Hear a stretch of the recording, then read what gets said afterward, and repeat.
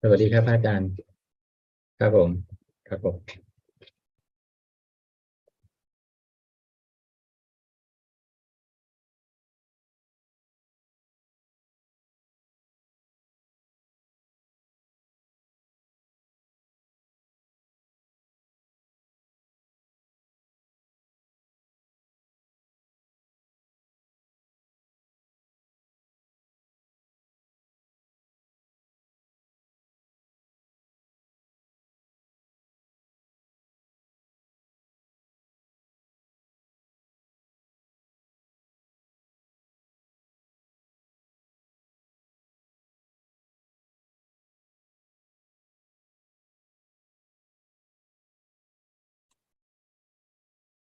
Greetings, everybody. Welcome to another Zoom meeting where we will discuss the Buddhist practices of morality, charity, and meditation. Everyone who is welcome, everyone who is interested is welcome to join. We'll start with the first participant, which is Mechi Willy from Indonesia. Good evening, Ajaan. Today I don't have any questions. Thank you. Okay, Kwan Liman from Malaysia, just got back from Ajaan. Yes, I got back yesterday night. Yeah. Thank you very much, Ajaan. I have a very peaceful and happy stay in outside and also inside within the heart. It's very peaceful and happy. Thank you very much. No question, huh? Not yet. Okay. Professor Ken from Switzerland. Good afternoon, Ajaan. I have don't a have new any questions at the moment. You have a new Sorry? set? Yeah, this afternoon I'm at home. This is my home Oh, this is your home. abode. Yeah. Looks like the wall is not straight. It's kind of leaning or something. It's up on the roof. This is the roof sloping. I see. And this is So your bedroom, No, this is the main living room. the main living room. It's a long Right. space good for walking meditation. Oh, really? Good. Okay. I'll No go questions to- at the moment, Ajaan. All right. Thank you. I'll go to Anura and Ramya from New Zealand. And then kind of late, 2:00 in the morning. Yeah, 2:00. Good afternoon, Tangulam. I have no questions. Happy to listen at the moment. Yeah. Same with Ramya. Yes, Ajaan. Just listening to this. Okay. Philip from Malaysia. Good evening, Ajaan. I don't have any questions right now. Maybe later on. Okay. How about Alfredo from Brazil? Hi, Bante. Hi. How are you? Okay, Bante. My breath is better. I see. My anapanasati is better. Anita, one day good, one day bad. Yes. Nothing Please. remains the same. Yes. Things keep changing all the time. Yes. So you should be happy with whatever changes happen. Huh? Yes. Yes. Because it's like the weather, you cannot control it, the changes. Yes. And I practice with my mind, not my body. that's right. Your mind don't change, it's just the body that changes. Yes. Your mind still remain the same old mind, the same old knower, thinker. Yes. You never get sick, never get old, never die. Yes. So, Bante. Bante, please. You talk for other students that we have take care with social relations. social relationship. Yes. I think the wisdom is have two sides, né, Bante? The wisdom is to get the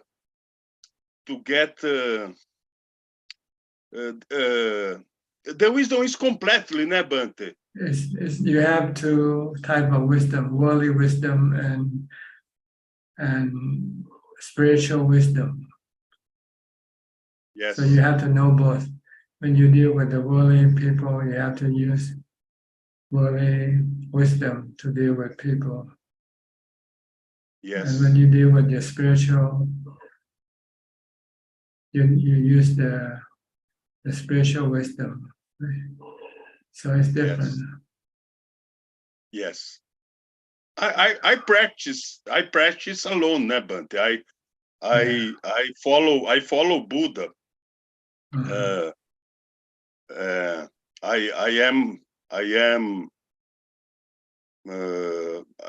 think it's more easy, né, to continue practice. Oh yes. But go ahead. But samadhi, many teachers say about samadhi is not alone, né, Bante? Samadhi need wisdom, samadhi need sila, samadhi need metta, samadhi need dana, samadhi need a lot of things, né, Bante? I know samadhi is in upeka, in forjana, in meditation, in completely calm, and the other level of samadhi, if you are a propósito, né? A focus. Is there two levels of samadhi, Bante, or only samattas? Well, Samadhi is wisdom. Né? Buddha says, you not have samadhi, you not have wisdom. You not have wisdom, you not have samadhi. How interpret samadhi with other side, not only samatha? Well, see, when you have samadhi, your mind is temporarily free from your defilement, your delusion.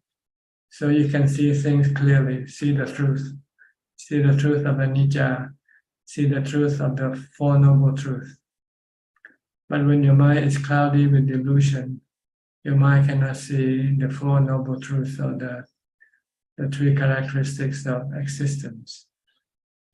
So you have to clear your mind first, in order for your mind to see the truth that the defilement doesn't want you to see.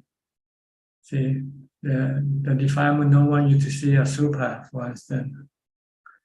Your defilement doesn't want you to see death, sickness.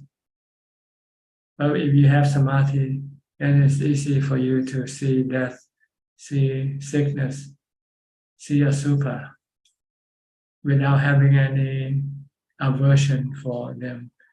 But if you don't have samadhi, your mind will have aversion for death, for sickness, for asupha, and you will not be able to study the nature of death, the nature of sickness, the truth of sickness, the truth of death, and the truth of asupha. So you need to first to get your mind to be calm and clear from your delusion. Yes, the knowing appearance in samadhi, the knowing. Yeah, the knowing. Appearance. Yes. When your mind becomes peaceful and calm, the defilement cannot act. So you will then can study the nature of the truth of death, the truth of sickness, the truth of asukha, the truth of separation, which are something that people in this world don't want to think about, right? Normally people don't want to think about getting old, getting sick or die. They don't like to think about asupha, the unpleasant parts of the body. I Yes. think this is morbid thinking. Yeah. But this is the truth, the truth that will free your mind from your delusion, from the delusion that keeps deceiving you to think that everything is okay, everything is good. You never get sick, you never get old, you never die, Yes. and everybody is beautiful, good looking. Yes. This is the illusion working on the mind to keep the mind thinking of just the good thing, the pleasant thing, and try to prevent the mind from looking at the other side of life. Yes. So when the mind has to meet the other side of life, the mind cannot handle it, the truth. Yes. The mind becomes depressed, the mind becomes sad. It's easy to notice the asavas, né, Bante? The asavas appear. It's easy to notice. The people notice the asavas. The people notice that the things is not so good, né, Bante? That's right. It's need samadhi and wisdom. Yeah. If you don't have samadhi, you don't want to think of the unpleasant thing of life. You want only to think about the pleasant things of life. So you forget that there are unpleasant things waiting for you around the corner. So when you run into the unpleasant thing, you don't know how to deal with it. But Bante, the people want samadhi, but don't want to practice, né, Bante? Yeah, they don't want to put in the hour. They thought they can just sit down and automatically will have samadhi right away. They have to work on mindfulness first before they can achieve any result from samadhi. You have to develop continuous mindfulness first before you can succeed in meditation. Yes. Okay. Good, Bante, good. All right. I don't have. Yes, I have any problems with social relations, né? Any peoples don't like a lot of me, né? The peoples have a group, a panelinha, a group, and I not came to participate in several groups. I have problems, but the Dhamma. If you don't want anything from them, then you don't have to go participate. It's only when you need them, when you want something from them, then you have to participate with them. If you can live alone, then there's no need for you to go participate with anybody. If you have samadhi, you can live alone. You don't need to have friends, need company or activity, social activity. Yes. Because you're never lonely if you have samadhi. Even when you're alone, you're not lonely. And you don't want to be near people when you have samadhi, because people will disturb your samadhi. Yes. So you will prefer living alone. So if you can live alone, then you don't need to interact with the other people. Yes. Less problem. But if you have to unavoidably meet them or interact with them, then you do it with metta and compassion, friendliness. If you run into people, you say hello, how are you? But try not to stay close to them for a long time. Try to say goodbye, thank you, and goodbye. Yes. Yes, it have things that we participate, né, Bante? Yeah, you have to be nice when you meet. You have this group. You have this people, group. you have to be nice. You have the school. You have your students. Yeah. Is that group we have to participate? Is our karma, né, Bante? Yeah. Our family. Is our karma, né, Bante? You deal with them with metta, with loving kindness and compassion. When the Yes, Brahma I Vihara. try to have metta, but it's not easy. Bante, Okay. Ajaan Panawado. Do you know Ajaan Panawado? Panyavato. Panavado. He passed away already, right? Yes. But he said that that we have to practice Dhamma, we have to practice Sila Samadhi Panya, not only metta. Ajaan Panawado not like it, a lot of metta. I mean, you only do use metta when you deal with people. But Yes. when you are alone, you practice sila, samadhi, and panya. But when you have to deal with people like your family, your friend, your tax collector, if they come after your money, you have to treat them nicely. Yeah. Yes. Okay. Yes. Okay, but thanks. Bye bye. Bye. Again, so. Okay, Kompine. Yeah, good evening. Yeah. No question, huh? Yeah. Okay. Alexander Aroka. Arokaya Panamalapa. Sadhu teacher. Yeah. Yeah, that is the first step to get out of Having no signal is the best fortune. Arokaya yes. Panamalapa.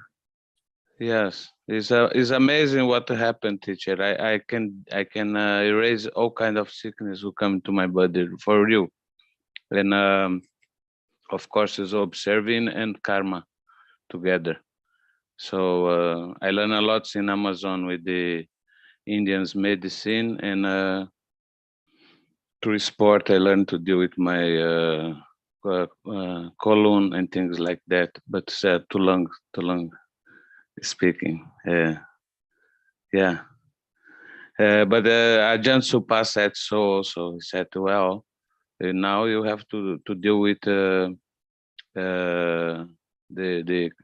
other khandas, not only the Arupa khandas, and with the Arupa khandas, not only the Rupa khanda. And it's happened through this place. The sound of silence is something that I find where I can place my mind, and then from there I can observe the rest, and it follow me all day on. Like now I can listen at this, and then I noticed that yeah, when we have a sampajana, it's easier with this. It's constant. The sound of silences follow us. It's just you have to be aware about it. Yeah. I'm asking if it's that correct.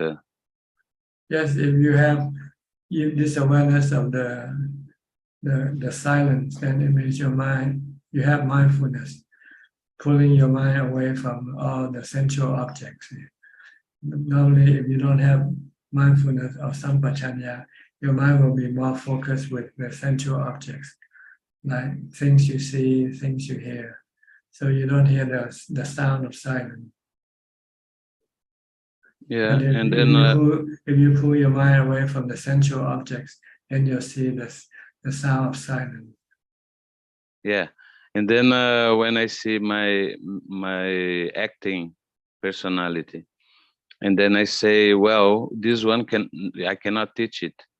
I can only deconstruct it. I can notice it, and I know that is just a phenomena through thoughts. So I think, oh, now we are thinking, is that useful or not?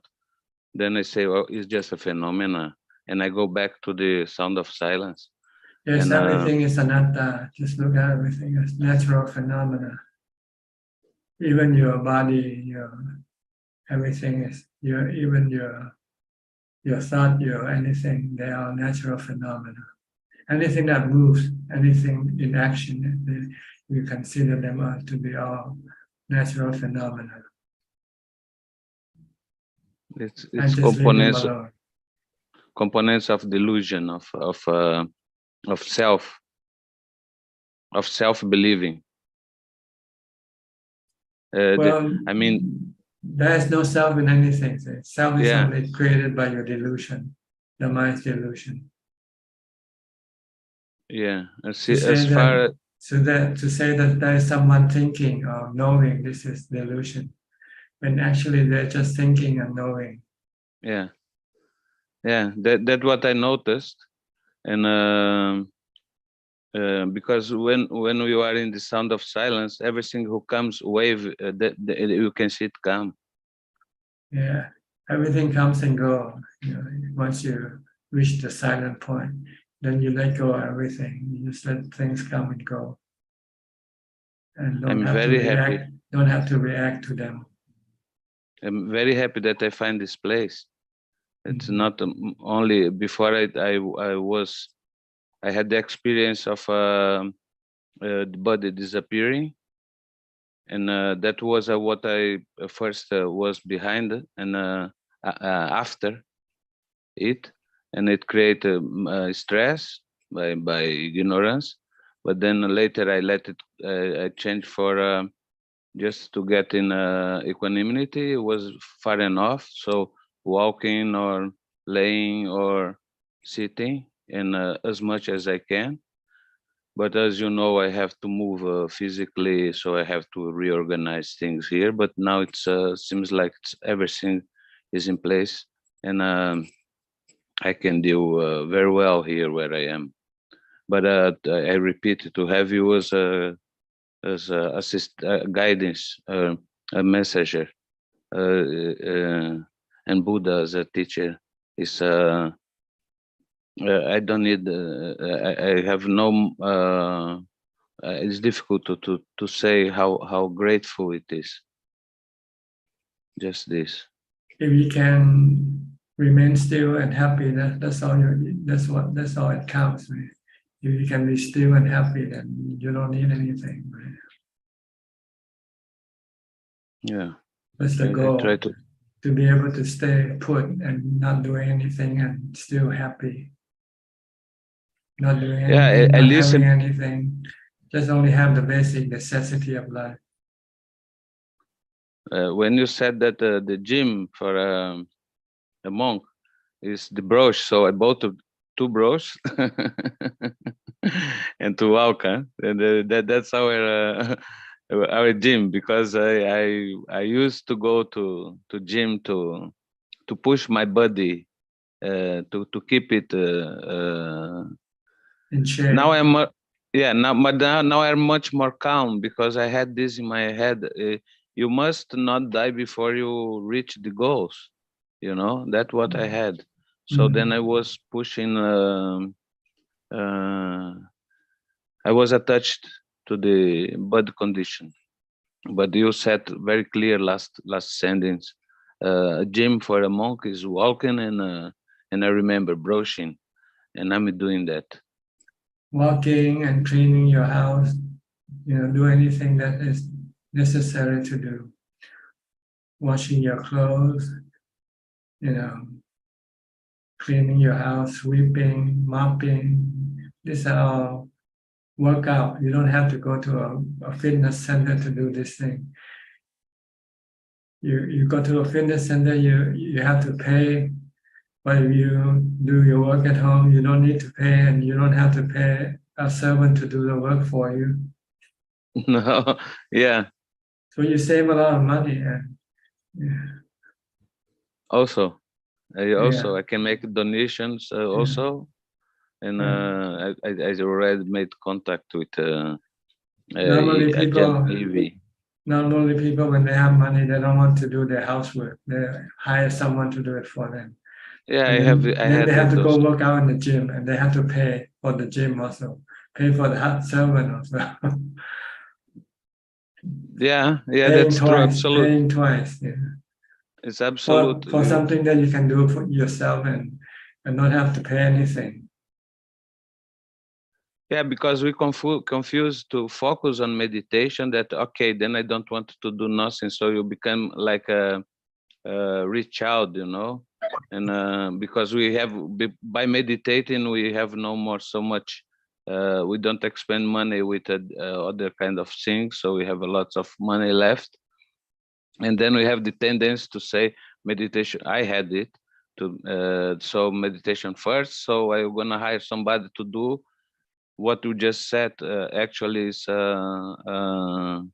it's a very tricky thing to have money. Therefore, donation is important. Right. Money can be a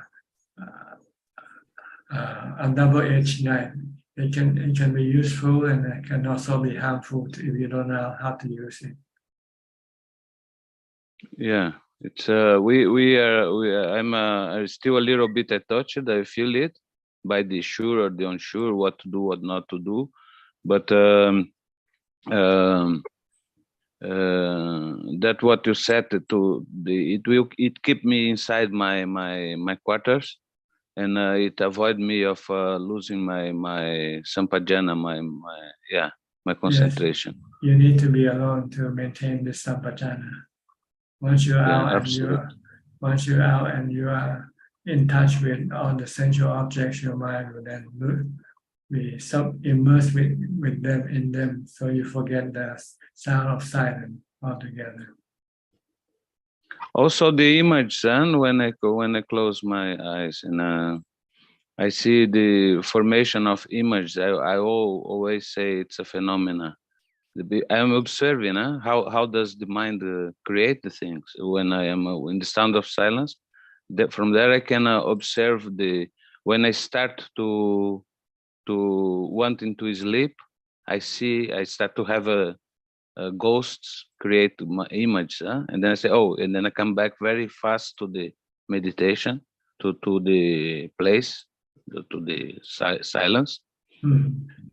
So I start to identify also to this, because I that's what I noticed, that I have to deconstruct by is awakening, is understanding, is not learning, is understanding by experience, by seeing that, by have contact with what happened. And it's this construction and not a construction of knowledge. It's the other way around, and therefore people by studying, only reading and memorize all the suttas, you have not you didn't get in touch with the knowledge. No, the real knowledge you have to experience it. The real truth, you have to experience it. Okay, good. Let me go to some other people, okay? Thank you, sir. Thank you, sir. All right. Ralph from Hua Yai. Are you in Hua Yai? Ralph. Ajaan, Ajaan. I don't have any questions today. Are you staying in Thailand in Hua Yai? Yes. Nong Pru. Oh, Nong Pru. Okay. Yeah. I was planning to come and stay at Wat Yan in January for 2 weeks. How long Made arrangements. How long you've been living in Thailand now? Well, I settled here since August. August. Yeah. And you're from England? Now from Australia. Australia. Okay. Yeah. But I was born in Holland. In Holland. Long time ago. I see. Okay. Yes. So I look forward to spend some time at Wat Yan in January. And did you make contact with my assistant already? Organized. Yes. Okay, good. All right. So you know what to expect, because we don't have electricity or running water. I know. Yeah. It's like camping. In Australia, I stayed for a while in Wat Buddha Dhamma, which is near Sydney, which is in the forest as well. But the big difference there, it was very cold at night. Yeah. Okay. So yeah. Okay, great. I'll be okay. All right. Okay. Thank you. Next, Kok Seng from Singapore.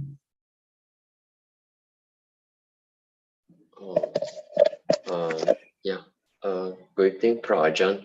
I will ask my questions later on. Yeah. Okay. Eugene from Taiwan. Ajaan, good evening. I remember you taught us if we don't have enough money, we don't have to do donation. But if we have enough, we should do dana. But I have heard a story when Buddha's time, Mahakashapa, he go to the poor people. Then an old lady, he only have a little bit food, but Mahakashapa come. Then old lady offer all food. She didn't leave any food for herself. Then the old lady passed away at the night. The second day, returned to the heaven. So, if this story is true, why should we? For example, I don't have enough money, but I offer and do the dana for other people. Then maybe we will get good results. Good result from what? For example, good karma that pass away tonight, then go to the heaven tomorrow, just like a story. You mean you pass away because you give up your food and you starve to death? Yes. Is that Will what we it do is? that? Yeah, you can do that, and it means you have your mind is very strongly dedicated to giving. Oh. So you're even willing to give up your life. But this can make you become a sotapanna, oh, because you're not attached to your body. but it's very difficult, I think, because actually, if even we think we don't have a touch about ourselves, but when some moments, actually we still attach ourselves. Well, each individual is different, so you should just worry about yourself. Okay. Because everybody has different ability to understand the Dhamma. Mm-hmm. Yes, everyone have different ability to understand the Dhamma. So everyone act differently. Mm-hmm. It's so very we cannot use one example of someone and then apply to everybody. It's the more specific cases. Yes. And you can try to see if you can do like that too, if you want. Stop yourself, give up all the food every time. You see a monk coming and you only have one plate of rice, you just give up that plate of rice to the monk. Oh. See, when I said that you don't give and you don't have anything, it means that's the limit of giving. You see, if you don't have anything, then how can you give? And there are other things more important than just giving. You have the sila to keep, the precept to keep. You have meditation to do. So that's what I mean by if you don't have any money, you can skip the charity part and then concentrate on your morality and your meditation part. See, the purpose of giving money away is to prevent your defilement from using the money. Because if you have money, your defilement might want you to go buy something expensive, something not necessary to have.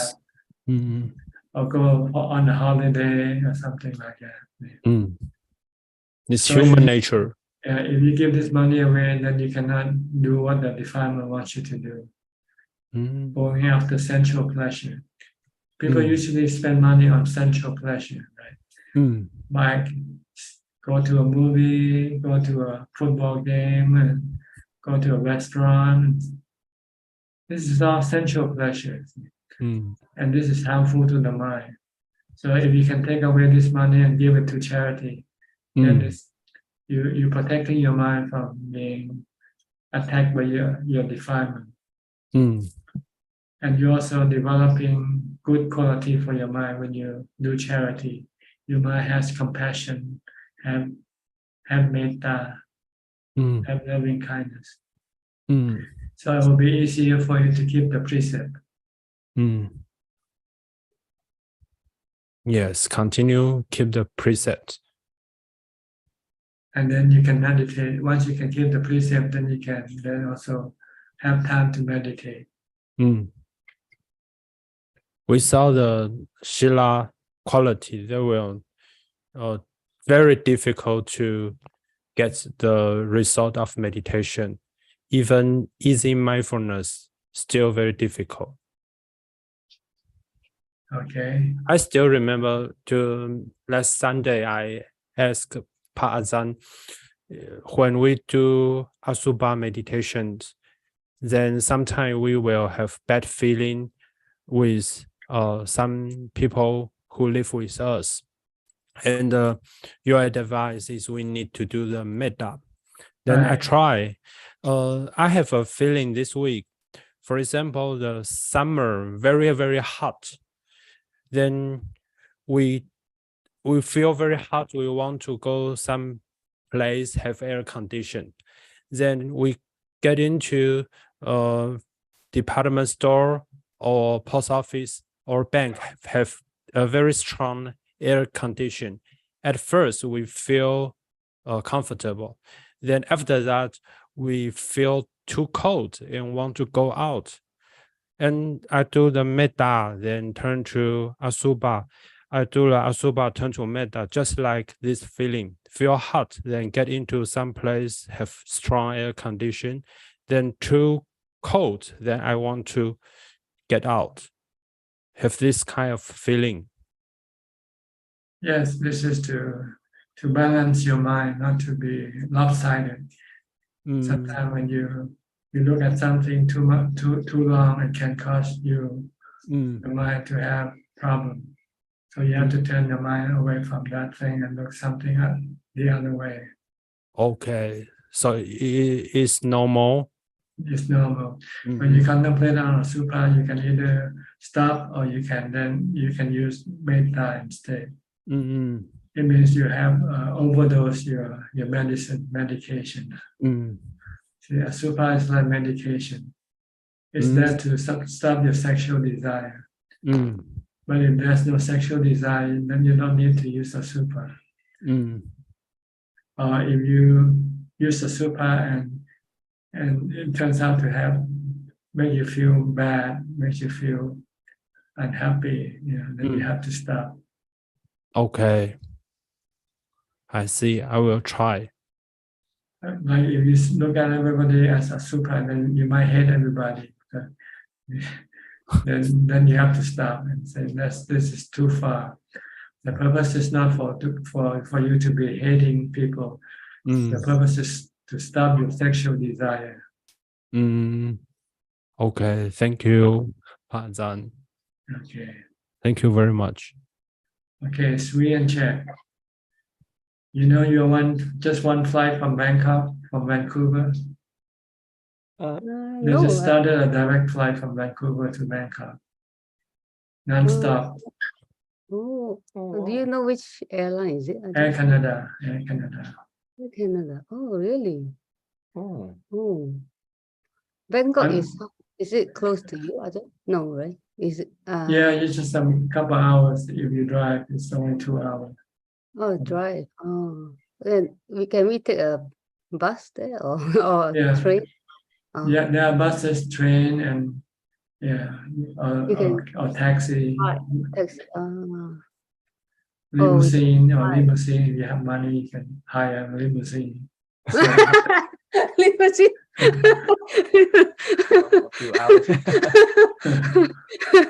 Limousine. There are limousines in Thailand. Oh yeah, I think they also have helicopter services. If you can afford it, you can hire a truck. Wow. Thailand is quite advanced now. It's quite a lot of rich people. People make a lot of money from the new economy. They do business online and they're making a lot of money. very Wow. quickly. My friend just went to Thailand and she said it's to Bangkok. She said it's quite it's different, a little bit different because it's less people now in Bangkok and many store closed down that she knows. Like she said it's quieter now. I don't know, but that's her. During the COVID, because people are no job, all the tourist industry, hotel business, they almost have to close down. So there was a lot of laid off employees, and most of these employees came from the provincial town, so they go back home. Yeah. So, but now it's reviving. Now tourists start coming back. So the hotel now start to be operating almost full capacity now. Oh. Same as the village, the hotel in your village, the hotel that I always do Dana that you pass by that hotel. Yeah. They are also back to like they are almost back to pre and yeah. Because now everybody was so eager to come out and spend money, because they have been locked up for two to 3 years. Yeah. Now it's the spending time. Especially this month is considered to be high season, tourist season in Thailand. Tourist season, yeah. Okay, let's get back to our meditation business. Ajaan, do you have a question? Yeah, my question, Tan Ajaan, like for someone like who died very young, like if he or she like hasn't done any, like not a lot of karma, not a lot of karmic, like in this lifetime but die young, like so after death, like he or she, like his karmic will be based on previous life, or See, when you are born as human, at the time of birth, it means your good and bad karma are equal. Doesn't matter how much or less. But when your bad and good karma are equal, then your good karma cannot send you to heaven, and your bad karma cannot send you to hell. So you have to come and born as human. So when you're born as a baby, you are neutral in terms of karma, in terms of good and bad karma. They're about equal. But then as you grow up, you start to do karma. It depends on the situation that you are under. If you are living in poor conditions, you might be forced to do bad karma more than good karma. But if you're born in a good surrounding, good homes with money, then you're not forced to do bad karma. Then you're more likely to do good karma. So this you start to pick up as you grow up. But then also your old tendency will be the one will push you to do either good or bad karma. If you used to do more bad karma than good, then you'll likely be doing more bad karma than good, and vice versa. If you're used to do more good karma than bad, then you will likely do good karma as you grow up. This depends on where you come from before you become a human being. If you come from heaven, then you are likely have more good karma than bad karma, and so you will be likely doing good karma when you grow up. And the other way around, if you come from hell, from being animal, then your bad karma that you have done were more, and it will be the one that will dictate you to do more bad karma. But this can also be controlled by your parents, by your surrounding. Sometimes if you live with good parents, then they'll try to stop you if you're doing bad karma, right? And vice versa. If you live with bad parents, they might push you to do more bad karma. They might teach you how to steal, how to lie, because they think this is the way to survive as a human being. So it depends on many conditions that will cause you to start to accumulate more good or bad karma in this new life. But when you are born, you are neutral. When you freshly come out of the womb, your mind is 50-50, 50 good and 50 bad. But you have tendency of good or bad. That is different. If you come from heaven, you have good tendency to do good. You have tendency to do good. If you come from animal or hell, then you have this tendency to do bad more than. And this will indicate the type of people you are. That's why we have different type of people, some good people and some bad people. Even if they're born from in the same family, the brothers and sisters can be different. A brother can be good, a sister can be bad, or vice versa, because they don't take this from their parents. The only thing they take from the parents is just the body. Their parents, they might look the same, brothers and sisters or twins, but the character is different. The character comes from their karma, the accumulated karma that they have done in the past.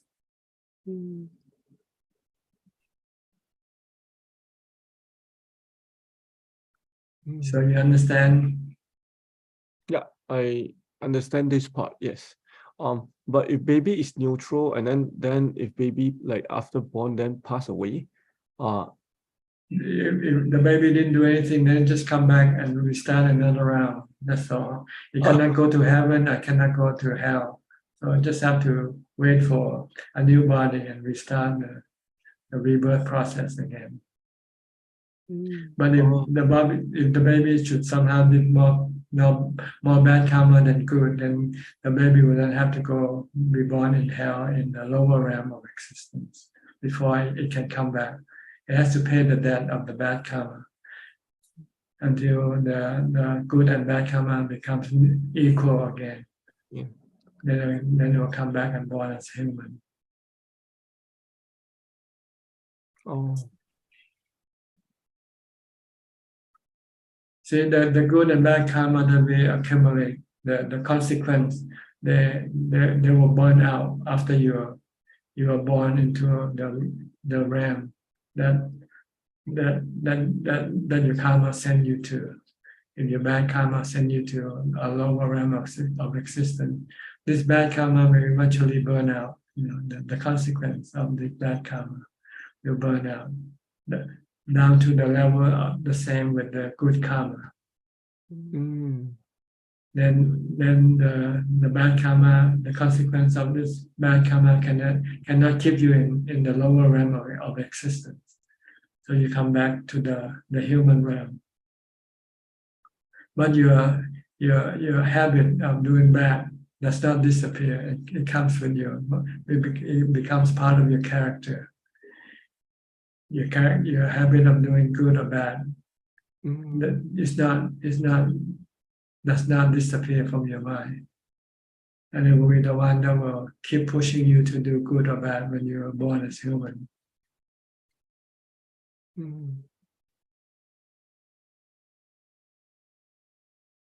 Is this clear enough to you? Yes. Yeah, clear. Okay. Ajaan, may I ask? May I ask you? I have a doubt about the sanya being impermanent. If sanya is impermanent, how come like the Buddha and some people with psychic power can recollect like so many lifetimes? Like, isn't that sanya? Like, Yes, it is sanya, but you have to use special power to bring it back up. Normally, you forget what you did yesterday already, right? What did you eat yesterday? So that's what the Buddha mean by impermanent. But yeah, impermanent. It just Your memory keeps changing from one thing to another. You think about this thing, then you remember that thing. So this thing keeps changing. That's what it means by impermanent. It doesn't mean extinction or it means changing. Oh. Your thought keep changing, your memory keep changing. Oh. Oh, it doesn't mean extinction. It means change. Yeah, it means change. Anicca means change. Oh. Like your body keep changing. See? From Oh. baby to grown up to old person and then to a corpse. And this is change. Yeah. But we sometimes interpret it as extinction because when the body eventually reach the final point, it disappears, right? Yeah. But it's really not the extinction because it's just the disappearance of the combination of the four elements that form this body. The four elements just go back to its original form. Oh. So the body disappears. Yeah. So nothing really extinct because everything are made from the four elements, the five elements. Oh. Right. Yeah. Once you combine them, then the process start to keep changing like a baby, like a womb. Right? When you combine the four elements of the father and the mother together, then they start to form and then they start to keep changing, mutating from a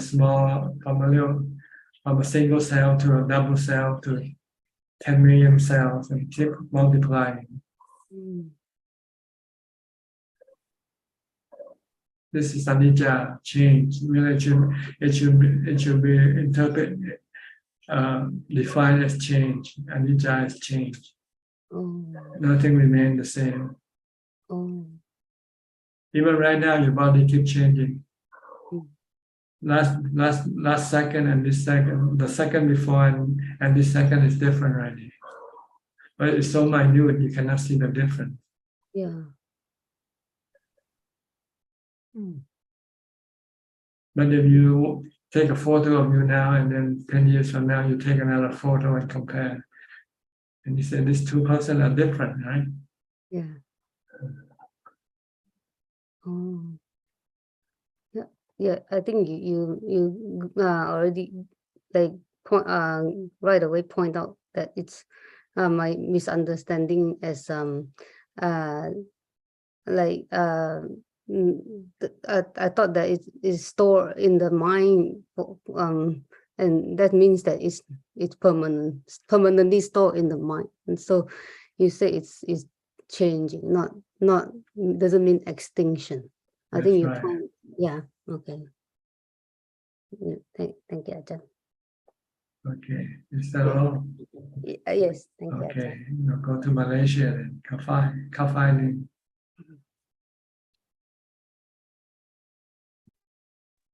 Good day to you, Tan Ajahn. I have no question today. Thank you. Okay, go to Singapore, to Belinda.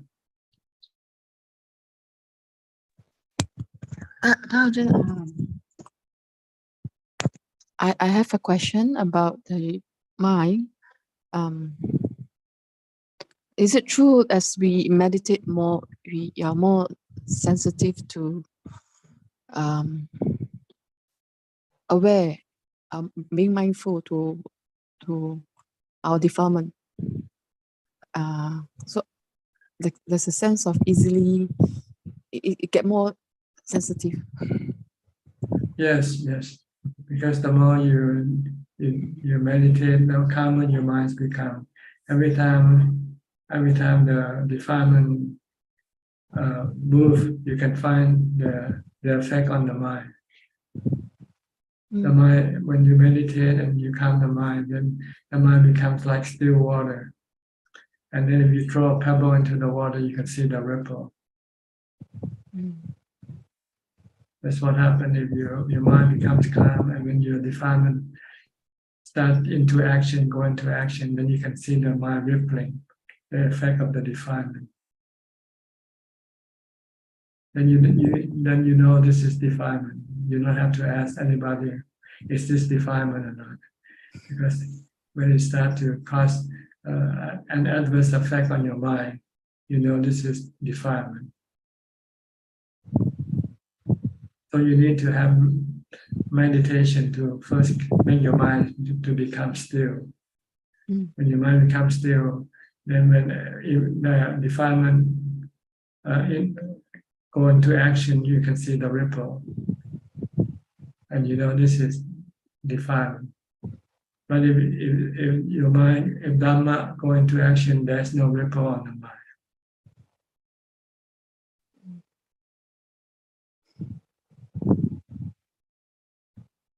Okay.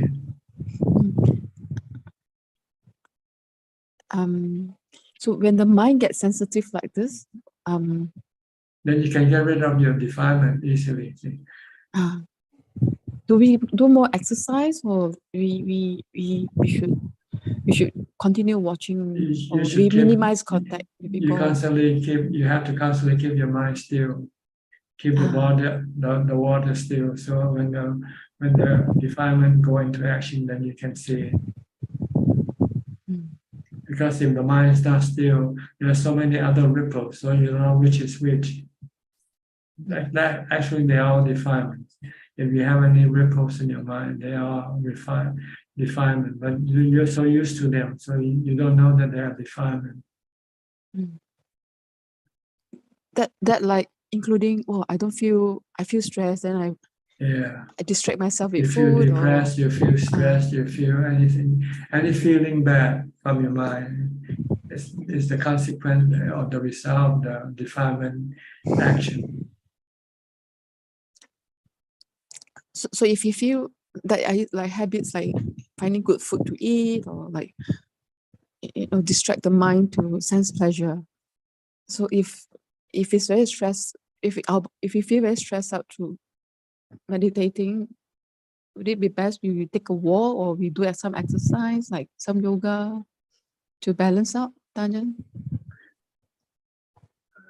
No, as far as the mind is concerned, you don't need yoga or exercise. You need meditation. You need mindfulness and wisdom.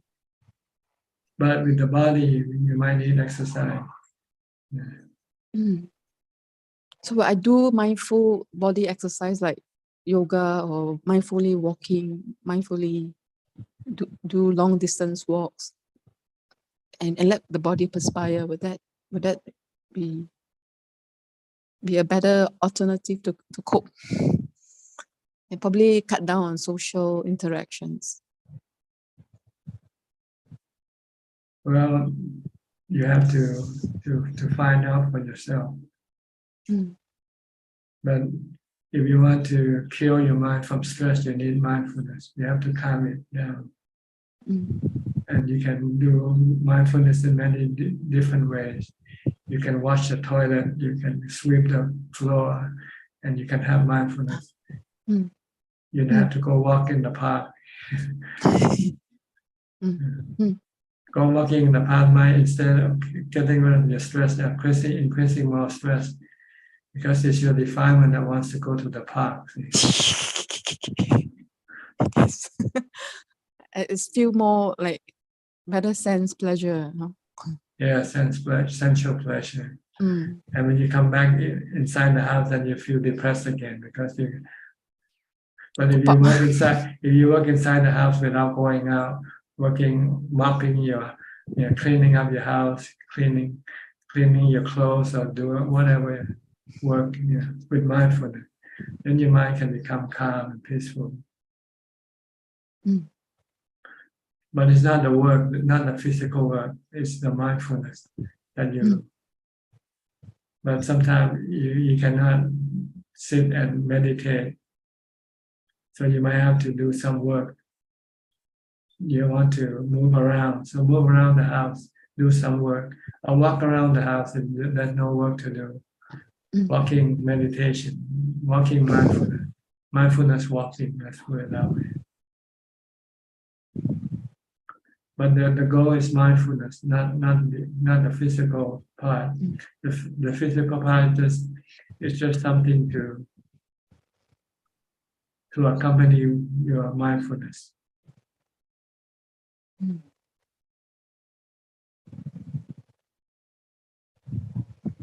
So you feel depressed, it means you don't have mindfulness. Your craving, your defilement is causing this defilement, this depression or distress. So you need to do something with the mind. You can recite a mantra, you can watch the breath, you can watch your body action. Or you can chant, you can do chanting. This is a method of bringing up mindfulness and stopping your defilement from getting into action. Stop your defilement this way.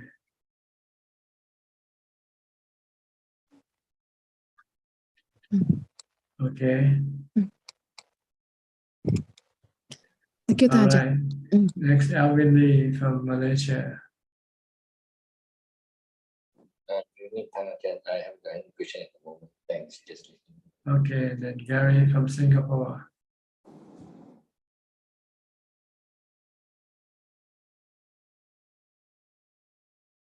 Cannot hear you, Gary. Your microphone is not working.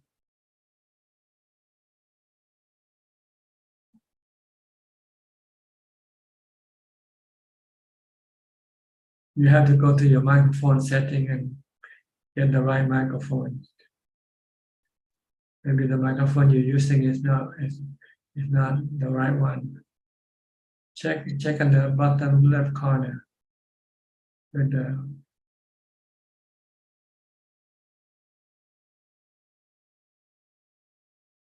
or else you might have to go out and come back in again.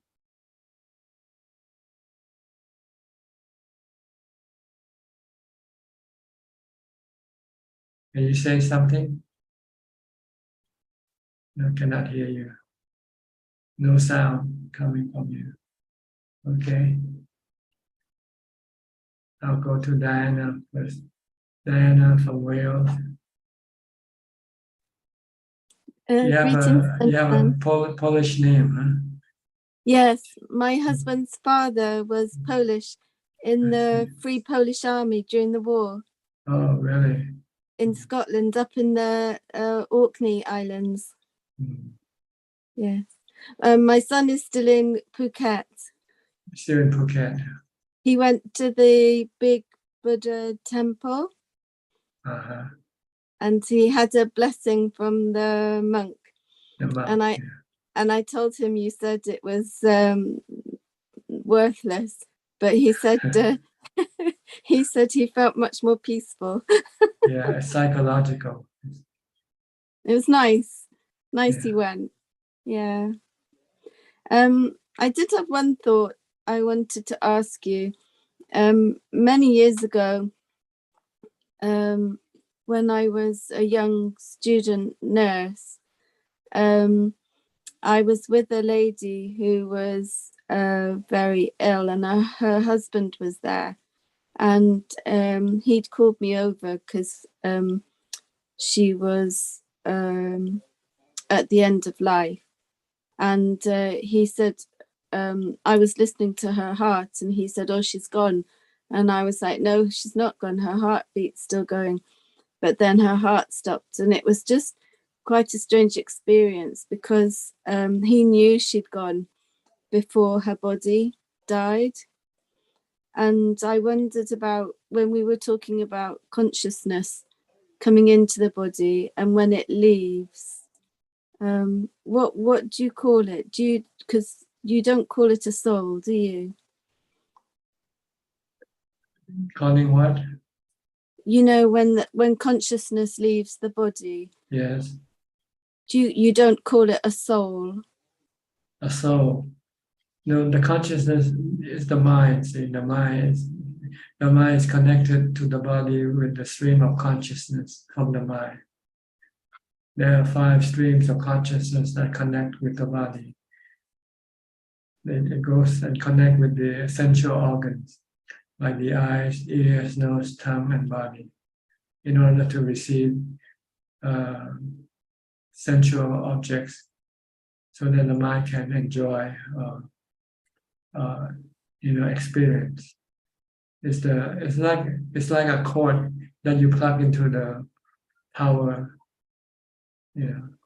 Like you have a computer, and so you have to plug in your computer to an electrical outlet. And this cord that connect the computer to the electrical outlet is called consciousness, according to Buddhism. It's part of the mind ability to have this ability, to connect to a body with the sensual organs. So when the body dies, then this connection just becomes severed, becomes separated, disconnected. The mind still remains intact, the same as before, but it will then be under the influence of its own good or bad karma. It's like when you go to sleep, when you go to sleep, the body goes to sleep, the mind disconnect, the consciousness disconnect temporarily from the body, and then the mind lives alone, and then find pleasure by the karma that it performed during when it's not sleeping, when it's awake, and then it remembers all this action, all these things that happened, what it did, what it do, and then it's sort of like replaying something that you go to a tourist destination and you take photographs or you take movies. So when you come back home, you run it again to reminisce what your past experience. And this is what happened when you die or when you sleep. Your mind just reminisce on the past experiences, good or bad. That's why you have good dreams or bad dreams. That's because of your good or bad karma that you did when you're not sleeping, when you're awake. And this is the one that contributes to your mind's status when you die, when the body dies. If you have good dreams, we call the mind is in heavenly status. If you have bad dreams, then the mind is in a hellish status. And this will eventually burn out. Eventually, this good or bad karma will then burn out. When it stops, then you are eligible to reborn as a human again. Then when you get a body from your past, then you reconnect with a new body and start the same old process again when you're born. Doing the same thing that you used to do. What you used to like, you still like it. What you hate, you still hate. What you like to do, you'll do what you like to do, and you avoid doing what you don't like to do.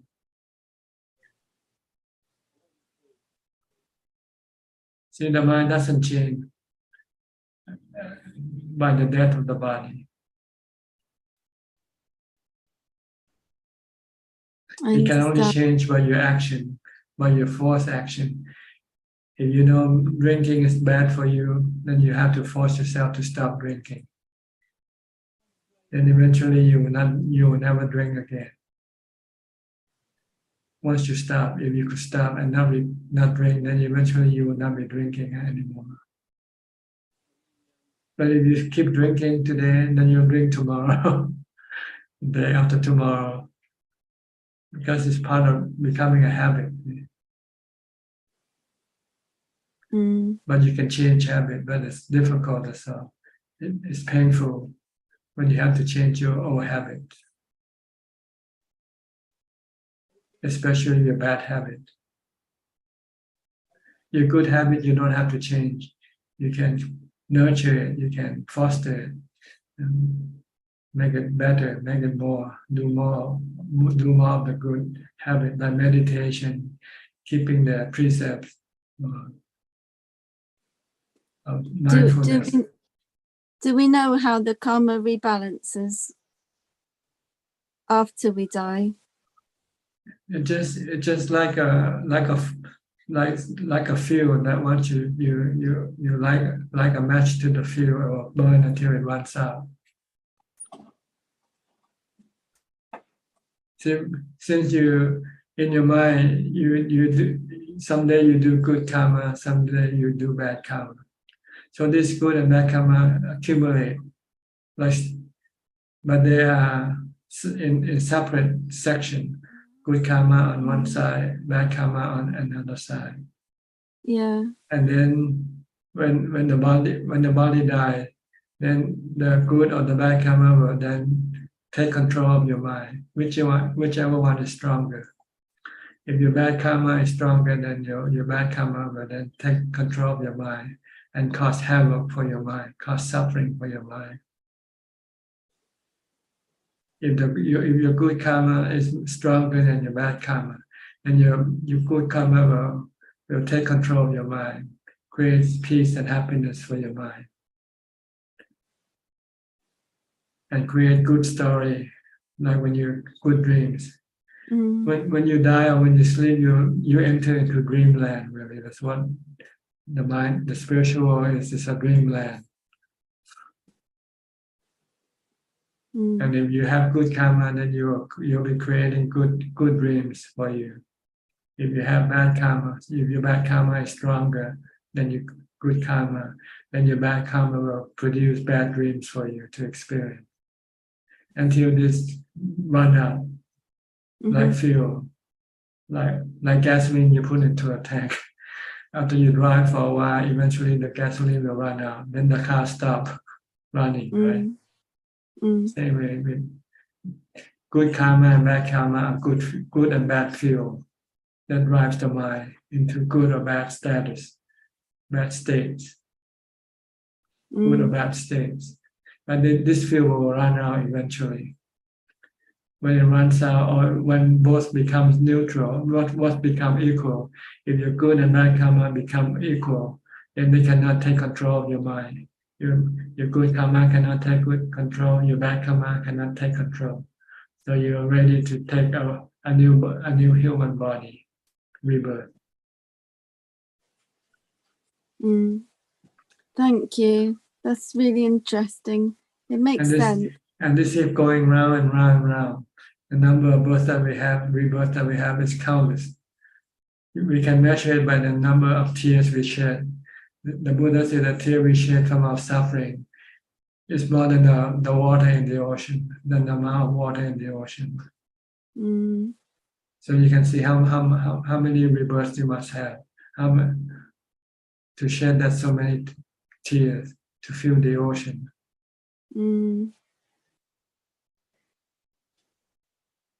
So our suffering is long lasting, and we can only end when we meet the Buddha or his teaching or his noble disciple. Then they will teach us that we should stop our craving, because this is the one that drives us to keep on reborn.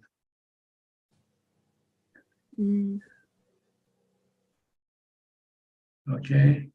Yes, thank you. There's All right. lots to think about. Thank you. Okay. I might be wrong, I don't know. So you have to practice to prove this yourself. Thinking about it itself is not enough. You know. No, it makes sense. I like the way you talk about the fuse and it will burn out.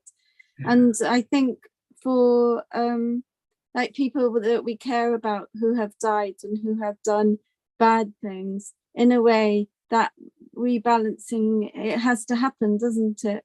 Yeah. Good or bad, you eventually will. Yeah. You will use it out, expire by usage. Okay. Thank you. Okay. Next, Evie from Indonesia. Evie, you look different today. What happened? I sit in my room, Ajaan.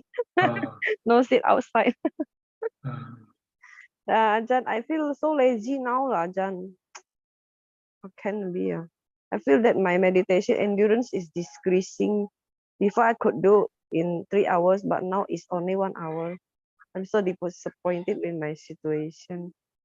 like something is making me uncomfortable, so I cannot You should last long. look at laziness as being something harmful to your mind, because it will obstruct your development of the Dhamma. When you're lazy, you cannot develop any Dhamma. Yeah. How to conquer the laziness, Ajahn? By I know I am lazy now. I know. being This is industrious, by defilement. being industrious, by Mm, being not lazy. yeah. But it's very By hard. keep yourself busy doing something, keep doing something, walking, sitting, meditation, reading But Dhamma books or something.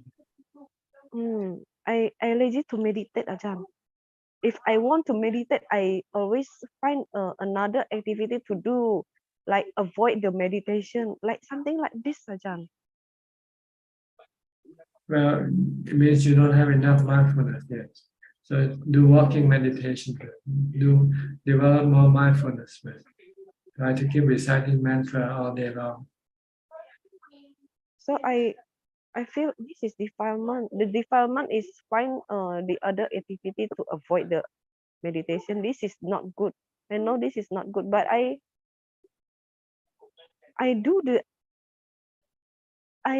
follow the defilement, and this is very stupid. How Ajahn? How can I come back to 3 hours meditation again? Well, at least you know they're stupid. So that's No, a this good is starting stupid. point there. And you can tell, do you want to be stupid or you want to be smart? If you want to be smart, then you don't want to do stupid thing like being lazy. Yeah. Take this stupidity as the point not to do again. Okay, Also look at it that you're wasting your time, your precious time. Life can run out anytime. So if you don't take advantage of the time that you have now, you might be sorry sooner or later. You might have no time to do any practice. Yeah. Consider the termination of life. Determination, yeah. I think so many yogi will face this situation, yeah, Ajahn. Not only me, all right. The Well, laziness different people will. have different tendency.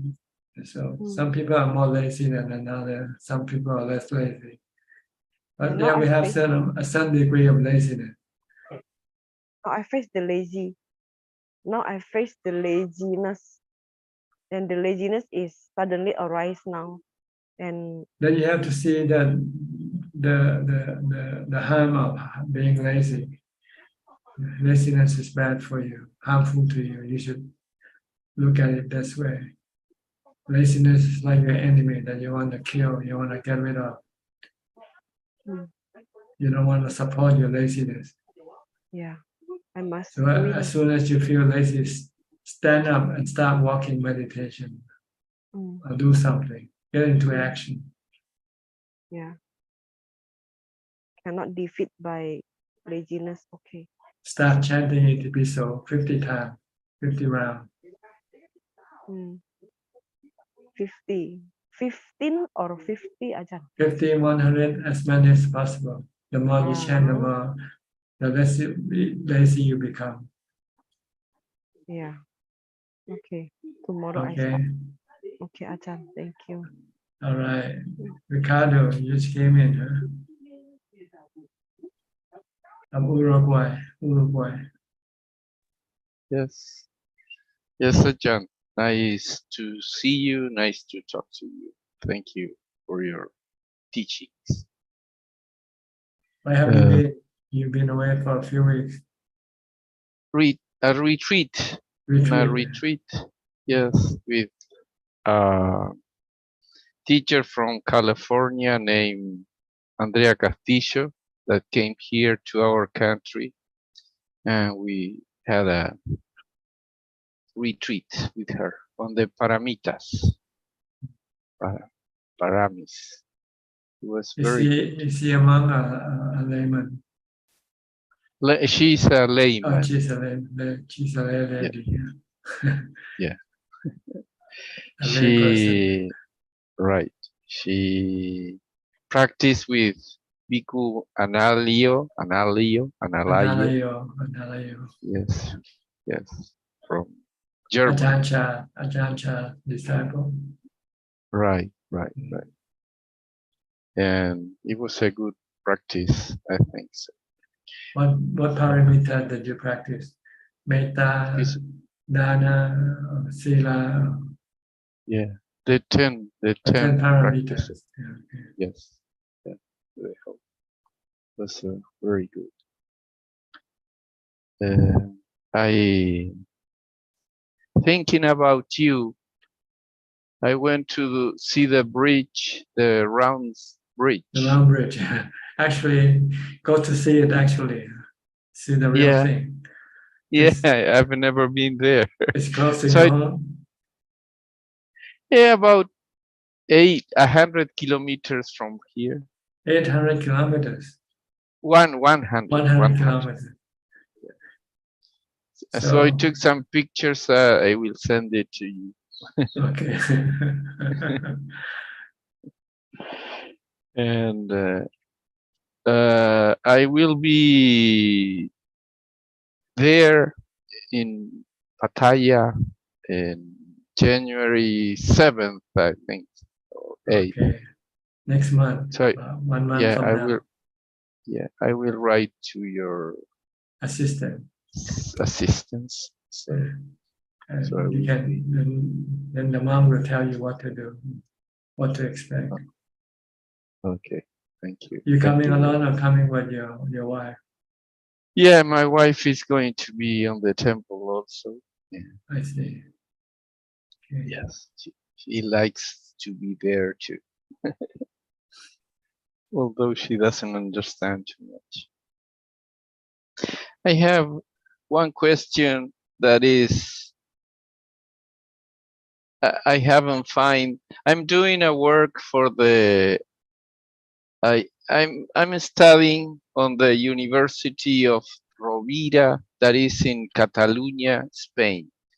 The course is called Early Buddhism, and it takes just the teachings from the Buddha, and it's a very good course, and I feel very glad that Spain is getting the Buddha's teachings on the university.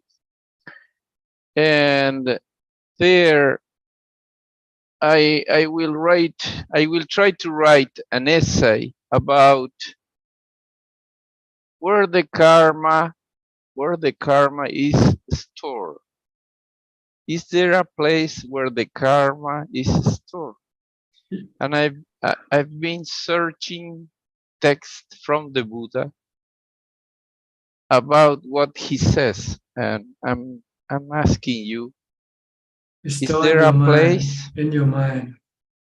Everything you Okay. did is stored, and the consequence of your good or bad karma also appears in your mind. Okay. When you feel bad, then you're facing the consequence of your bad karma. When you feel good, you're reaping the consequence of your good karma. Okay. Okay. Simple. It's all in your mind. It cannot be stored anywhere else. Okay. Okay. Never thought about that, and I was looking, whoa, and I never thought that it's logical. Yeah. Okay. Okay. Thank you. Okay. Thank you. Thank you. It's like looking for the glasses you put on your head, and just keep looking, where's my glasses?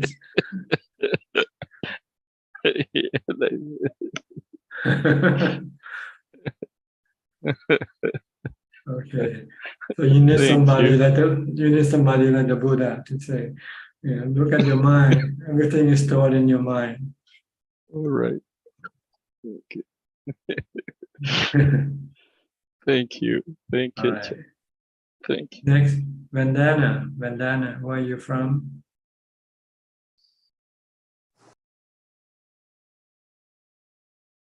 You have to unmute. Okay. Okay. Yeah. Yes, can hear you now. Yes. Good morning, Ajaan. This is my first time. I live in California. California, where? South or north? I live in Santa Clara. It's a Santa Bay Clara North. Area. Yeah. Okay. Yeah. Okay. Yes. So I'm so fortunate to got to know about you. So I'm listening to your wisdom. I fortunately I just woke up. It's around 5:45, and then I happened to click on Facebook and I saw that you are live. So I thought, okay, I should join the meeting because I've been waiting for this opportunity. And I just wanted to know how often this Zoom meeting happens, so I Every can week, every Tuesday. every Tuesday Yeah, morning. Tuesday morning for you. It's Tuesday now, right? Morning. Yeah, it's Tuesday morning. Yeah, Yes, okay. yes. So I will prepare my question for the next time. I just love hearing everybody and you giving your wisdom, spreading your wisdom. So thank you so much, Ajaan. I'll save my questions for later.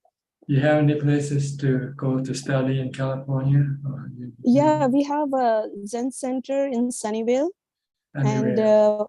yes, but I'm a kind of from both. So I started Mahayana Zen tradition, Chinese, and then now I'm into Theravada a lot because I started listening to Ajahn Braham, and then now we have some monastery in and it's in Seattle, Washington.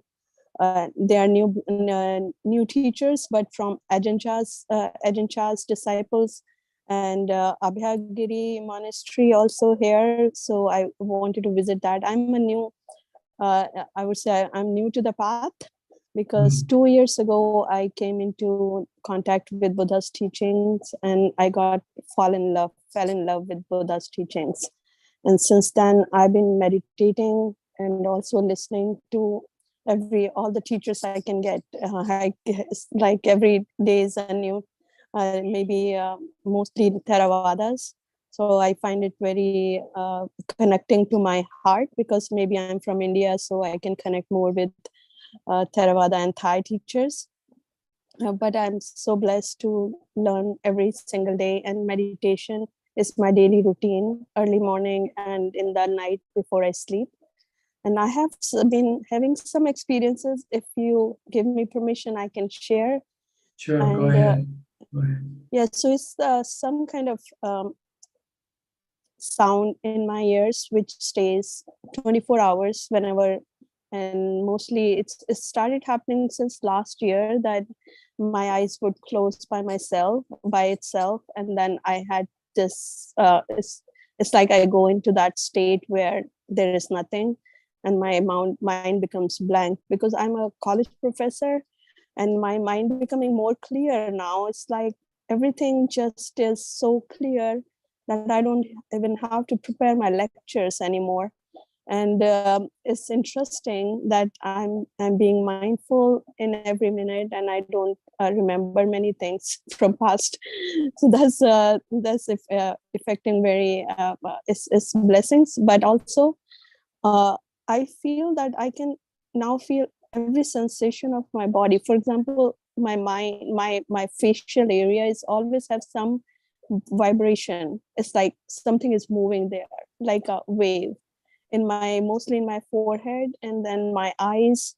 And whenever I close my eyes, like some in the ocean waves, fast waves in the ocean, it's like moving. It's like circular motions.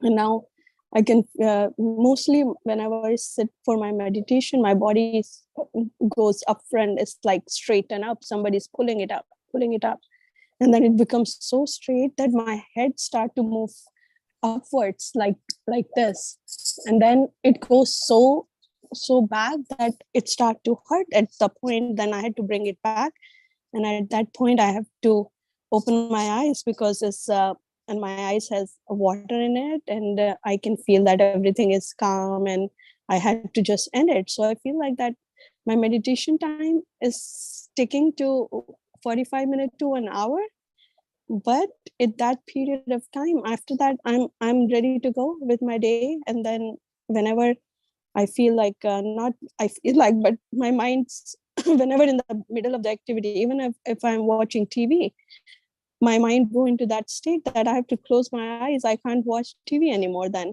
I have to just stop and then sit. So it's been happening regularly, and it's my work is going fine. Everything is fine. I just having this bodily sensations, which I thought I should ask someone, and I'm so blessed that I found you through a friend. So I thought I should ask you. Thank you so much, Ajaan. Well, I'm not sure when you meditate whether you are using something to anchor your mind with or not, like your breath or a mantra. You need something when you meditate, because if you don't, then your mind can roam about freely and it's creating all these experiences for you to experience, which is not the right type of meditation. The right type of meditation is you have to be mindful constantly with an object, something like your breath, to prevent your mind from creating all this phenomena, and to bring your mind to calm and emptiness. So if this is happening, I think your meditation is going on the wrong way, wrong path. Try to meditate with your mind focused on your breath. Close your eyes and keep watching your breath at the tip of your nose. The Buddha called this anapanasati, the watching of your in and out breath. You have to have something to anchor your mind, to prevent your mind from going into free roaming, So, or else, if you don't, then your mind will be creating all these experiences. Okay, where are you now? Okay, yeah. You raise your hand and go ahead, turn on your microphone if you want to say something, Vandana. Yes, Ajahn. So I started with the anapanasati, the mindfulness of breath. And that's what I do now also, but slowly it feels like there is no breath. So my mind, of course, start to go towards those bodily sensations. Whatever is moving, like my forehead, something is there. It's like this. I think you should stick with your breath and just keep Yeah. watching at the tip of your nose. Stay at the tip of your nose. Don't go to other things. Okay. Yes. I'm trying my best to stick to the breath. It's like, but the sensation is taking me. Yeah, but you're right. I should again come back to the breath, because I cannot see the breath anymore. It's like nothing is there. So my nose, you can see that, like, it goes up. It's like I'm breathing from here rather than here. So the tip is like starting from here. It's the end, and I can completely feel those bones, and then it's going and coming from there. So it's like, I think it's just my mind's delusion. Mind is showing me something which is not even there. So I will try to focus on my breathing. Thank you so much, Ajahn. Okay. Fine. Who else is next? Rusli from Indonesia. Evening, Ajahn. I don't have any question. Thank you, Ajahn. Okay. How about you, Disaya from Thailand? You have any question? Good evening, Ajahn. I am here for listening. I have no question today. Okay. Sulan from Singapore. Sulan, Yeah, hello, Ajahn. Yeah. you speak a little bit louder. Oh, okay. Hello, Ajahn. Yeah, okay, better. Yeah, nice to see you again. I see that your background lighting has some changes today.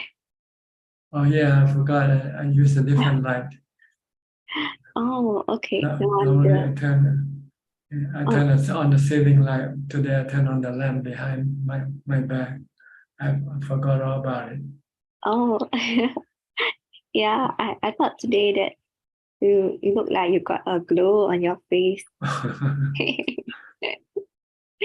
Yeah, especially with the lamp light shining on you. Mm. Okay, you have any question? Yeah, like just now, I think there was a lot of there was a lot of conversation about karma. Then I was just wondering, how about if someone is feeling sad, then would that be considered reaping the fruits of past karma, or would that be considered the person is creating new karma for the future? Sometimes they are just the present karma. If you're experiencing something now, it might be caused by your past karma, or it might be caused by your present karma. When you start to have cravings and you feel bad, then this is your present karma. Mm. If you stop your craving, then your bad feeling will disappear. I see. Okay.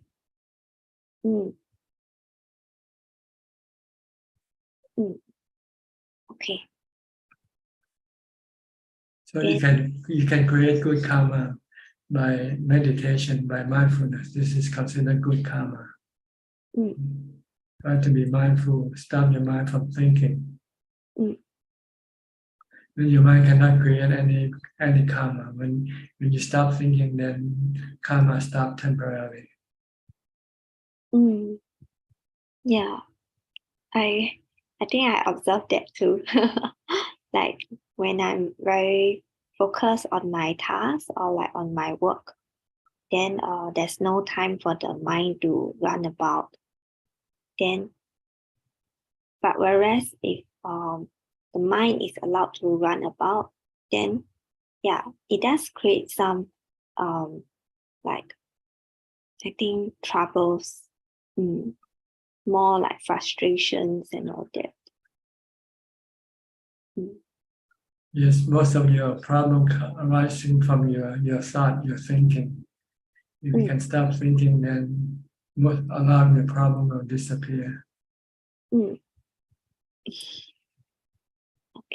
Okay. Yeah. Just try to, when you feel bad, try to stop thinking by chanting or reciting a mantra. Then eventually that bad feeling will disappear. Okay. Okay. Yeah. All Thank right. you. I think we'll go to Facebook now for more questions if there's any. Yes, there are 3 questions from Facebook, and first 2 questions from IE. Namaskara ท่านอาจารย์ Buddha said, whoever see the Dhamma, see me, the Tathagata. Whoever see the Tathagata, see the Dhamma. What is the meaning of this statement, and is it only for enlightened people? Thank you. Yes, seeing the Dhamma, this has to be the level of Sotapanna. Sotapanna, see the truth, see the Four Noble Truths. That's what he saw from his practice in real time, not in theory, in real thing. See the minds being afflicted with dukkha, and seeing the cause of dukkha is caused by the craving of the mind, and see the cessation of dukkha by the practice of wisdom, by seeing the three characteristics of existence. So this is something that one has to see in real time, so that one then understand the working of dukkha and the cessation of dukkha. Once one understands this, then one can get rid of any type of dukkha that may arise. So this is what the Buddha saw in his enlightenment, and he's passing it on to us. So if we see this truth that he saw, then we know that the Buddha is the one who saw this truth. So it's like seeing him. So if you see the Buddha, if you see the Four Noble Truths, then you know that there is the Buddha. Because it's the Buddha who saw this thing and then he passed it on to us. Okay. And the second question is, if we have something to give, which one should we choose to give, to our parents or to enlightened monks? Thank you. It depends who needs them most. If your parent needs them most, then give it to your parents. If an enlightened person needs the most, then you give it to an enlightened person. And the last question from Lion Fong. Dear Thanachan, I have observed that there are some monks who have ordained for several years and later on disrobe and struggle to find work and adjust back to society. In such situation, is it better for them not to have ordained in the first place? Or is the time that they have been ordained accumulate karma for them to have a more successful monkhood in future life? Thank you. Well, it's up to the person whether he wants to ordain or not. If he ordains, he ordains. If he wants to disrobe, he disrobe. What can you say? You know, I don't think I can answer your question. I don't think it's necessary for you to know either. So you decide for yourself what you want to do. You want to ordain or you don't want to ordain. If you ordain, you have to follow the Buddha's teaching strictly. Then you will not have to disrobe. But if you don't follow the Buddha's teaching strictly, then you probably will disrobe because you will not succeed in your ordained life. In order to continue on your ordained life, you have to be continuously following the Buddha's teaching and not doing any other thing. Okay, is that all? That's all. Thank you. Okay, we have some more time left. Anybody would like to ask any more questions? You are welcome. Okay, Disaya from Thailand. Thanachan, can you hear me? Yes, go ahead. Okay. When I meditate, I feel like I don't have body. It's just only mind. It's like I'm in the emptiness. My question is, how can I live without four elements? How can I live without body? And I can't imagine how human or me can live without body. When you sleep, you live without body. Yes. You live in dream. You go into dreamland. When there's no body, you go into dreamland. You have good dreams or you have bad dreams. Depend on your good or bad karma. If you have good dream, it's the result of your good karma. If you have bad dreams, it's the result of your bad karma. Okay, Thanachan, in my dream, I think I can walk, I can eat, and I can smell, I can everything. Yeah, it's real. It's like real. It's like as if you're doing it with your body. Okay, that's all, Thanachan. Okay. Thank you so much. We have Gary. Gary. Yes, Gary. He just come back. From Singapore, huh? Right. Okay. Gary, you want to say anything? Ajaan, can you hear me now? Yes. And there's no questions for me. Thank you. Just listening in. Thank you. Okay. How about you, Check? Do you have any more questions?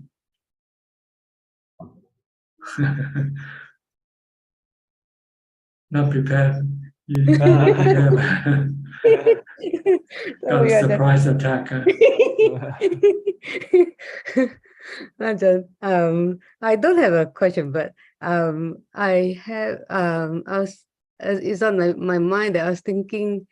I'm not sure if Vandana would like your books. Like I can send it to her if she would like, because she's close to me. Ajaan, I have your book, Ajaan. I have like the Beyond Birth and Dharma. Would you like my books, my Nana? Check will be happy to mail it to you if you send her the address. You can send it through the chat in this room. And use the chat function. And maybe you can send her your address, your mailing address, so she can send some of my books to you. But you can also read my books online on my website. You can download they are on PDF file on my website called suchart.com. But anyway, if you like the books, the hard copy, she will be happy to mail it to you. Okay, so you contact each other for the information, for the mailing information. Okay, Alvin, be raising your hand. Okay, regarding this breathing meditation, right? Can you speak louder, a little bit louder? Okay, sorry, Tanjan. Tanjan, regarding breathing, anapanasati, watching the breath at the tip of the nose. Sometimes when the breath disappeared and I still want to anchor to something, can I switch to mantra? Well, I think so. If you like to, if you feel that you cannot use your breath anymore, but actually it can be counterproductive because the mantra can make the mind more active. When the breath becomes subtle, it means the mind is much less active, less active. But anyway, you can try, or sometimes you can feel the breath somewhere else, maybe in your chest or something like that. If you can feel it in your chest, then you can shift the point of focus to your chest.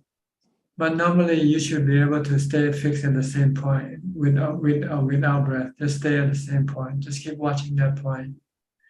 If there's no breath, just keep watching the emptiness, or watch if you're thinking or not. Watch your thought. Don't let your mind think. Just keep it merely knowing, not thinking. You shouldn't move better. You shouldn't move. Just stay fixed at that one point, because it's nearly going to becoming still. So if you start moving, then you'll start the mind to action again. So just keep staying at the same point, even if you cannot feel the breath. Just watch the emptiness at the tip of your nose. Can you do that? Thing is, yeah, it's tough. See if you're thinking or not. If you're thinking, just try to stop your thought. Right. Okay. Okay. Thanks. Okay. Thanks. Okay, Anura. Ajaan, Okay, yeah. Go ahead. yeah, Ajaan, hearing a sound while meditating mean still have defilements, isn't it? It means your mind is still active. See? So maybe your mindfulness is not strong enough yet to prevent it from being active. So you can ignore it and then try to focus more on your mindfulness. Focus on your mantra. If you use a mantra, if you use your breath, keep focusing on your breath and ignore everything else that appears during your meditation. That's the hardest thing. Just keep focused on your meditation object. And anything appears, just leave it alone. Don't pay attention to it. Ignore them. Yeah. Okay. Peter. Yeah, thank you. Thank you, Ajaan. All right. Sulan again. Sulan. Yeah, thank you, Ajaan. I was also kind of reflecting. Like over the weekend, I was helping out for a Dharma camp for the young students. Then yeah, I was kind of feeling a little stressed for some of the programs that I was kind of helping out. Then like when on the spot we have to improvise. I don't know why I just felt very stressed, especially when I hear having to improvise on the spot. Yeah, then I will kind of get stressed out.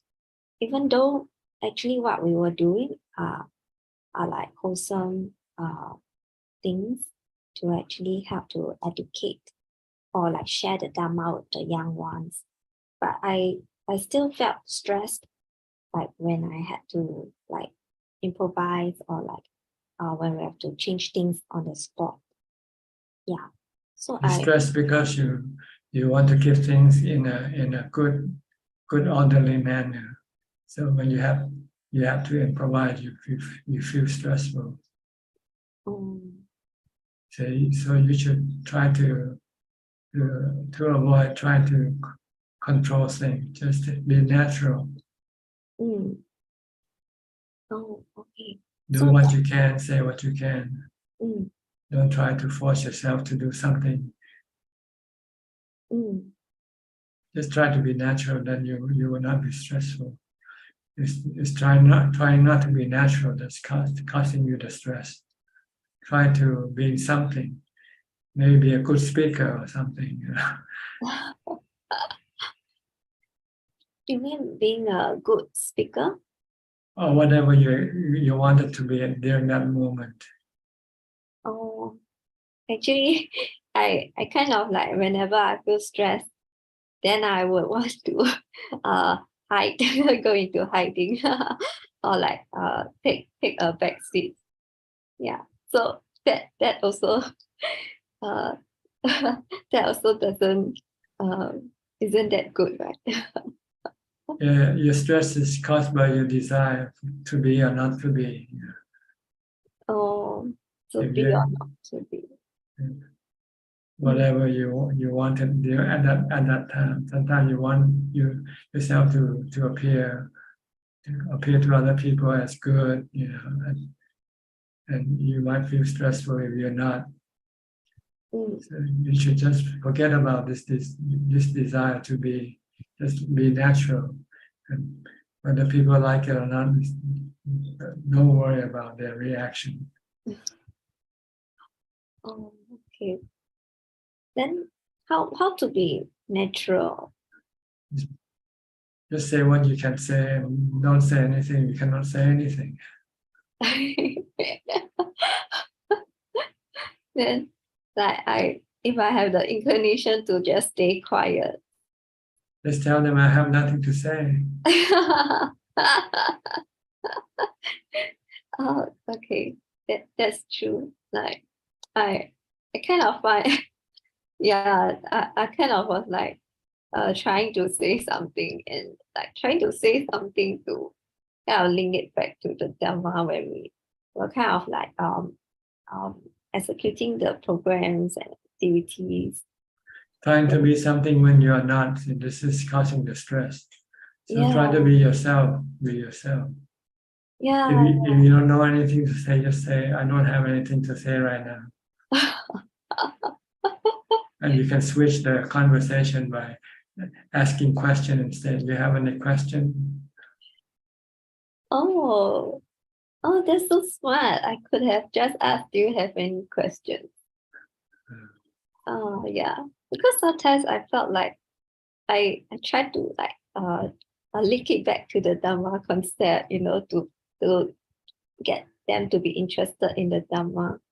Then I kind of feel very stressed also, and it felt like it became like a one-way like download, like one-way sharing of what I understand or what I've learned. Then I couldn't really like engage in a two-way interaction. Yeah, so I should have asked them questions. Yeah. Oh, just tell them you have nothing to say right now. Cannot think of anything to say. Oh, okay. Yeah. But then there is also another dilemma when I want to say something, then I kind of like wait until everyone finish talking. But by then the topic has already moved on. Okay, let's move on. You just move on with it. Yeah. Yeah, so it became like a dilemma, like Flow, you have to flow with the event. Yeah. Just flow with the event. Don't try to swim against the current. oh yes. Just go with the current, what's happening, just go with it. ride along with it. Okay. Yeah, true. Then I just go with the current. Yeah, go with the current. Oh. So if Blowing in the wind, don't blow against the wind. oh yes, blowing the wind. Does it mean that if I have something to say, then I should quickly say If you can say it, say it. If you cannot say it, just don't say anything. it? Yes, yes, yes. That's a very wise advice. Okay. Okay. Okay, we have 2 more people waiting and then we're almost running out of time. Coach saying, okay, you have to be brief because I have a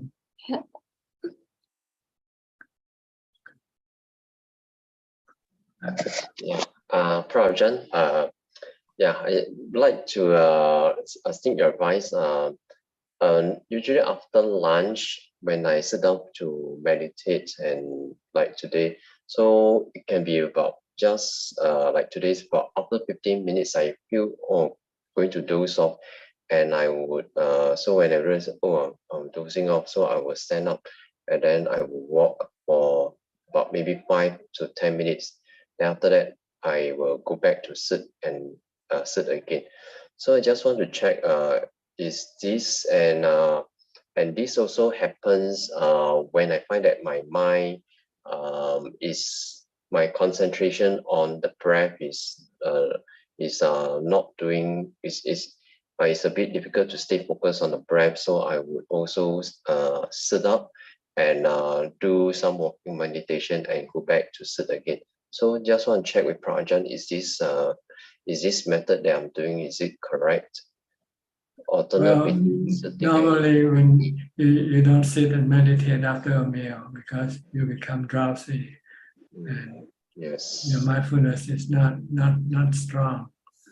So you should do walking meditation instead. Walking until you feel that you're fully alert, fully awake before you come and sit again. Okay. Okay. So, okay. So after lunch, I should start walking Yeah, first. after a meal, any meal, you usually you cannot succeed in sitting meditation when after a meal. You end up sleeping. Yes, correct. Yeah. Okay. Okay. Then in the morning, I usually I do not have this problem of wanting to doze off during sitting meditation using Anapanasati.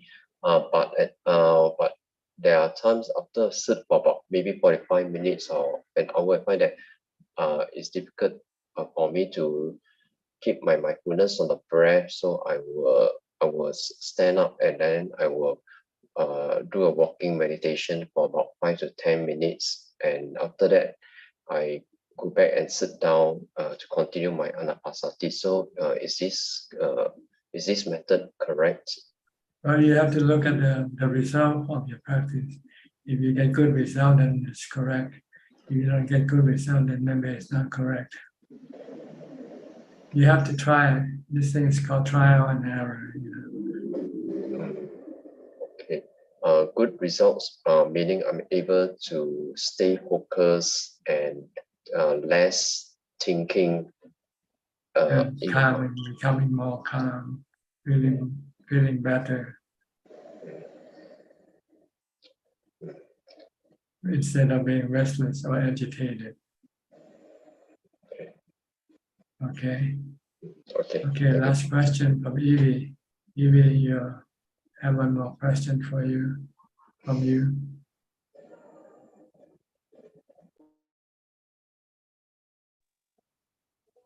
Yeah, Ajahn. I was curious when someone is about to die, the final state of mind really determines which realm we will go to, right? And that's why we have to practice meditation. And if we meditate with Anapanasati, which the anchor point is the breathing, when someone who is about to die has the shortness of breath, like of course it is very difficult to adjust the state of the direction of consciousness at the end of this life, Ajahn. So what Ajahn respond to give this explanation? Well, you have to practice until your mind is not attached to your body. So then when what happens in the body will not affect the mind. The mind will just remain calm and not hurt by what's happening to the body. So you have to do this before you die. Because if not, when you die, you will become affected. Your mind will become fearful, become agitated, not calm. So this is why you need to practice, prepare for the eventuality. So I think the Buddha is better, Ajahn, because Buddha is not depend on the breath, because the breath will be so softness when near the death, like like this, like this. So if we using Buddha, our mind still can Yes, chanting you Buddha, can Buddha. use either one. Use Buddha or you can watch the breath. Whatever the breath, whatever the breath is, just keep watching the soul. You don't have to force the breath to be normal. If the breath become abnormal, just know that it's not abnormal. Yeah. So the mind is just a watcher. So the mind is not the one who breathes. And the mind doesn't have to act with the body. The mind just keep watching the breath of the body. Yeah. The goal is to prevent the mind from reacting to anything that's happening to the body. Just to be merely watching. So if we want to use anapanasati, so we must really really expert when we near the death. We have to be expert first before our death day. Is that true, Ajahn? Yeah, you have to go to some place where you might feel that your life has been threatened and see how your mind reacts. Because if we still like this, still cannot find the right way with anapanasati, it will be dangerous if we face the softness breath moment. Well, this is just something that you have to find out for yourself, I guess. Okay. Yeah. All right. Okay, Okay, thank that's you. about it. Yeah. That's about all the time we have for tonight. Thank you for your participation. I hope this meeting will benefit you somewhat and help you advance in your practice. In the meantime, please stay safe, stay mindful, and keep on practicing. And if all goes well, I'll see you at the same time next week. Thank you and goodbye. สาธุค่ะ Goodbye. Thank Thank you, you. Ajahn. Thank you. Thank you, Thank you, Ajahn. Ajahn. Everyone. Great mean. Thank you.